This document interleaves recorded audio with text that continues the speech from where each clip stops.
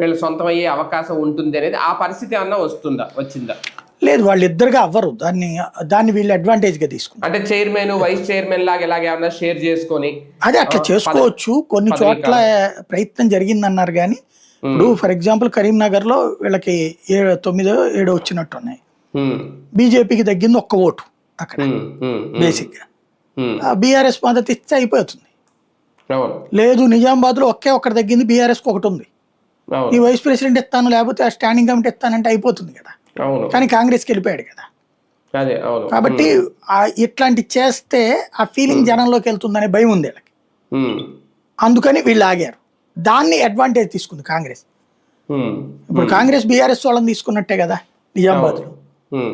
మోసం అక్కడ దెబ్బతీసినట్టే కదా, మోసం చేసినట్టే కదా. వీళ్ళు చేస్తే శృంగారం, వాళ్ళు చేస్తే విచారం అని చెప్తుంది మళ్ళీ కాంగ్రెస్. మీడియా కూడా అట్లాగే ఉంది కదా, రాస్తారు అట్లా.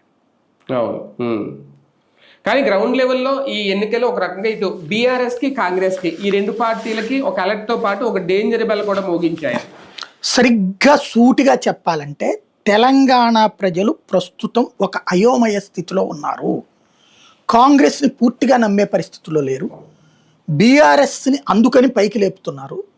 భారతీయ జనతా పార్టీ రావాలని కోరుకుంటున్నారు. ఆ స్థాయిలో భారతీయ జనతా పార్టీకి స్థానిక నాయకత్వం ఇంప్రూవ్ కావట్లేదు. కరెక్ట్గా చెప్పాలంటే భారతీయ జనతా